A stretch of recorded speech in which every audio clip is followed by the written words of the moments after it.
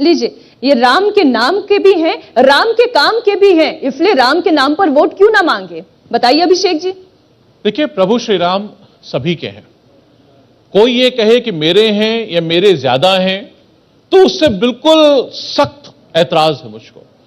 प्रभु श्री राम जितने मेरे हैं उतने कभी मैं कह सकता हूं इनके नहीं हो सकते या इनके किसी और के नहीं हो सकते। यही बात है मेरे लिए भी कह सकते हैं। तो भगवान श्री राम के नाम पे, भगवान श्री परशुराम के नाम पे, प्रभु श्री कृष्ण के नाम पे मुझे नहीं लगता इसमें कोई भेदभाव है, कोई चर्चा है। भगवान विष्णु के अवतार हैं और निश्चित रूप से जिस तरीके से यह बात सच है कि इन्होंने भगवान परशुराम का अपमान किया, यह बात सच है।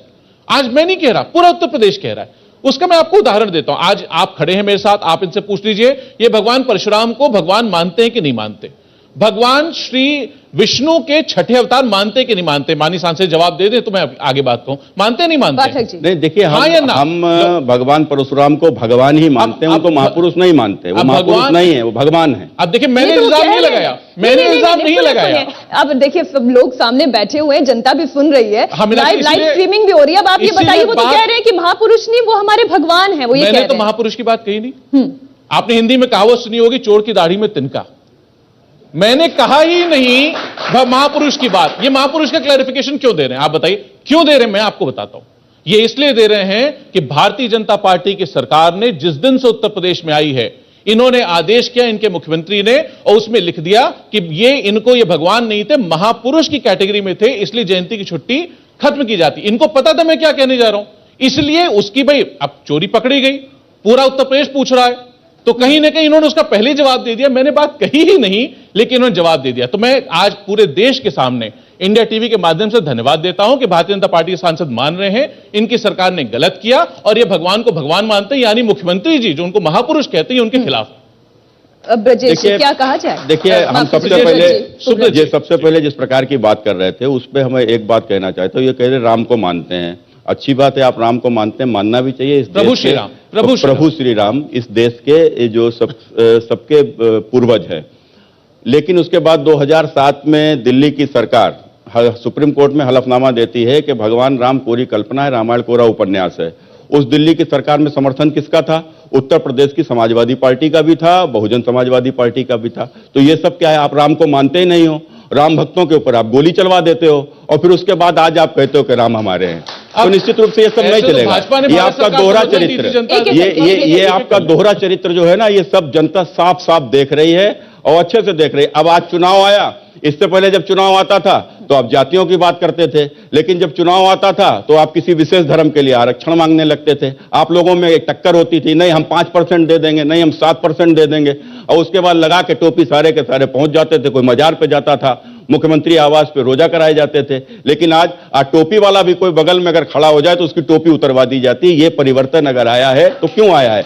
इसीलिए आया है। ये राम को स्वीकार करने लगे हैं, ये राम को स्वीकार करेंगे। भगवान कृष्ण इनके सपने में आने लगे हैं। थोड़े दिन बाद भगवान राम भी आएंगे जो कहेंगे तुमने राम भक्तों के ऊपर गोली चलाई थी, उनसे माफी मांगो जाके, और जाएंगे गली गली जाकर लोगों से माफी भी मांगेंगे। ये भी समय आएगा, आप देखिएगा।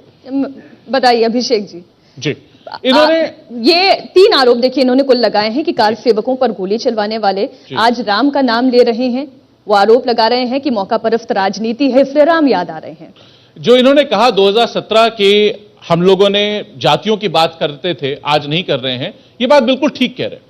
उसका कारण है कि आज जातियों की लड़ाई और धर्म की लड़ाई कराने की पूरी ठेकेदारी भारतीय जनता पार्टी ने अपने ऊपर ले ली। लेकिन मिश्रा जी, मैं एक काउंटर क्वेश्चन करिए, फिर आप पूरा बोलिएगा। बिल्कुल नहीं, काउंटर क्वेश्चन का मौका दीजिए। मैं और आप जाति की राजनीति कौन नहीं कर रहा है? करने लगेंगे। नहीं, बहस की बात ही नहीं, लेकिन जाति की राजनीति माननीय गृह मंत्री कर रहे हैं। जब उन्होंने जाट लोगों को जाट के नाम पे कल बुलाया, 100 नहीं 250 लोग बुलाए।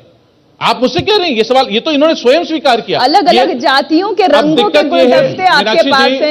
ये किसने कहा? द प्रॉब्लम इज कि आप मुझे नहीं बोलने दे रही हैं। अब मेरा आपसे निवेदन है, पूरा लेकिन मुझे सवाल पूछने का आप मौका नहीं देंगे, ये तो गलत बात है। सवाल का जवाब तो सुनिए। जनता सामने बैठी है, उत्तर प्रदेश की जनता पूरा तय करेगी इंडिया टीवी ने किसको कितना जवाब दिया। उसके बेसिस पे इंडिया टीवी के रिकॉग्निशंस भी और रैंकिंग्स भी चलेंगी। तो आप मुझको सुनने ही है। अब आपने सवाल पूछा है, अभिषेक मिश्रा को बुलाया, दोनों बातों का, दोनों बात जितने पहले मैं जो बोल रहा हूं उसका जवाब सुनिए, उसके बाद आप जो कहेंगे उसका भी दूंगा।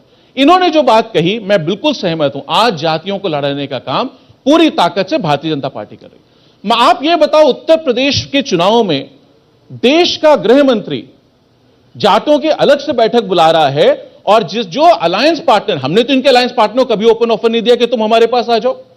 आज ही से हॉर्स ट्रेडिंग की भूमि की नींव रखने की कोशिश कर रहे हैं, आज ही से तोड़ने की कोशिश कर रहे हैं, आज ही से ऑफर दे रहे हैं, चुनाव के बाद जो होगा कोई बात नहीं, तुम तब हमारे पास आ जाना। अब इन्होंने गलती कर दी।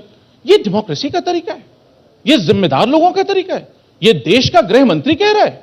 आप कैसी बात कर रहे हो, कैसी राजनीति कर रहे हो? पूरा हिंदुस्तान देख रहा है कैसी राजनीति आज भारतीय जनता पार्टी कर रही है, और सिर्फ इस डर से कि उनको समझ में आ गया है, उनके पास रिपोर्ट आ गई है आईबी की और बाकी इंटेलिजेंस एजेंसीज की कि उत्तर प्रदेश का चुनाव हारने जा रहे हैं। आपने, मुझे खुशी है आपने जो पीछे अपना बैकग्राउंड बनाया, मैंने देखा इसको आते ही, बहुत खुशी हुई देख करके।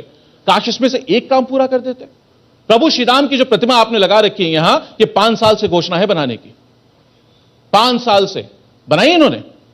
और मैं आपको कह रहा हूं, मैं आज नहीं, जिस दिन सुप्रीम कोर्ट का जजमेंट आया था प्रभु श्री राम के मंदिर का, उस दिन मैंने कहा था ये बनाएंगे नहीं, इन्हें बनाना होगा तो 2024 से पहले बनाएंगे, क्योंकि तब पार्लियामेंट को चुनाव आएगा, तब माननीय प्रधानमंत्री जी अपने चुनाव से पहले बनाएंगे। उत्तर प्रदेश के चुनाव से पहले नहीं बनेगा, नहीं बनेगा, नहीं बनेगा। वो आज सच हो गया। आप रिकॉर्ड उठा के देख लेंगे तो आपको।